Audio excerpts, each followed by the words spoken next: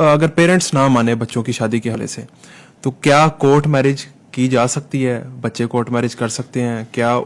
وہ نکاح جائز ہے جس کے اندر محرم موجود نہ ہو لڑکی کے ساتھ؟ اصل میں نا یہ جو کورٹ میرج جس کو ہم کہتے ہیں نا، ہم ہمارا یہ تصور ہوتا ہے عام طور پہ جیسے یہ جج کے سامنے جا کے یہ شادی ہوئی ہے، ایسا کچھ نہیں ہوتا.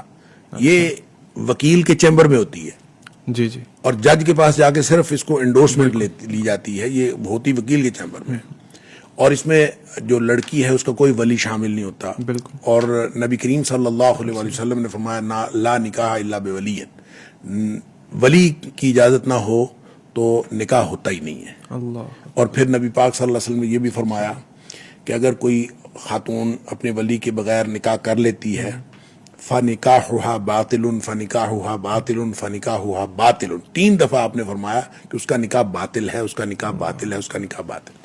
یہاں چونکہ اصل میں پاکستان کا جو قانون ہے اس میں اس شادی کی حیثیت ہے. پاکستان کا قانون اس کو انڈورس کرتا ہے، اس کو ویلڈ سمجھتا ہے، لہٰذا وہ اس کو قانون کا ایک تحفظ، قانونی تحفظ حاصل ہو جاتا ہے. وہ قانونی تحفظ لینے کے لیے یہ مفرور لڑکیاں، دیکھیں ضیاء الحق آیا تھا نا جب اس نے ایک قانون بنایا تھا جو حدود آرڈیننس جو بعد میں ختم کر دیا گیا کسی طریقے سے، تو اس نے یہ قانون بنایا تھا کہ جو لڑکی بھی گھر سے بھاگ کر نکاح کرے گی، ہر مفرور لڑکی، اس کے اوپر زنا کا پرچہ درج ہوگا. اللہ. اچھا. اور شیخ اسلام میں بھی ایسا ہی ہے؟ بالکل ایسا ہی ہے. اچھا اچھا. کہ آپ جو بچی گھر سے فرار حاصل کرتی ہے تو اس کے اوپر تو پرچہ ہونا چاہیے. تو یہ قانون اس کو تحفظ دیتا ہے کہ آپ فرار ہو جائیں اور جا کے آپ شادی کر لیں. یعنی ماں باپ کے بھی عزت کا جنازہ نکل جاتا ہے، ماں باپ کے سر پہ بھی خاک ڈال کے اور سب کچھ کر کے وہ جا کے تو قانون اس کو تحفظ دیتا ہے. اور یہ قانون تو بالکل اسی طرح تحفظ دیتا ہے. دیکھیں اصل میں کچھ مکاتب فکر کے اختلافات بھی ہیں اور ان اختلافات کا بھی سہارا لیا گیا ہے، لیکن صحیح بات یہ اس میں بڑی شاندار کتاب لکھی ہے حافظ صلاح الدین یوسف رحمہ اللہ نے، مفرور لڑکیوں کا نکاح اور ہماری عدالتیں، ایک چھوٹا سا کتاب بڑا شاندار. تو اس کو پڑھنا چاہیے، اور اس میں انہوں نے بڑا زبردست لکھا ہے اور پورے دلائل دے کے لکھا ہے کہ یہ مفرور لڑکیوں کا نکاح جو ہماری عدالتیں کر رہی ہیں بالکل کوئی نکاح نہیں ہوتی. لیکن شیخ جو لوگ باہر ہیں، ابراڈ ہیں، وہ بھی اس طرح سے نکاح کرتے ہیں. وہاں کا قانون جو ہے وہاں پہ آپشن کوئی نہیں ہوتی ان کے پاس، تو وہاں پہ یہ دیکھیں ولی کا جو کانسیپٹ ہے نا، دیکھیں ولی آپ کا کہیں تو ہے نا، کہیں تو ایگزسٹ کرتا ہے نا دنیا میں، کہیں اس کی کانسنٹ شامل ہونی چاہیے.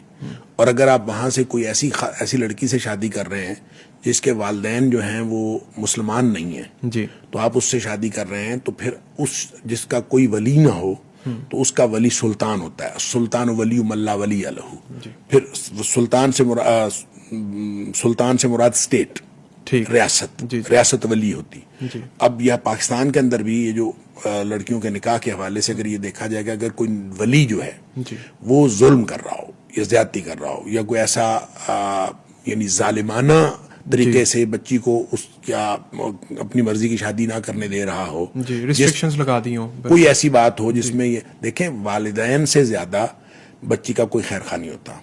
اور اگر یہ ثابت ہو جائے کہ اس کا دماغ چل گیا ہے، وہ مجنون ہے، وہ پاگل ہے، وہ ایسا ہے، یہ ثابت کر دیا جائے عدالت میں، تو پھر اس ولی کی ولایت ختم ہو جاتی ہے.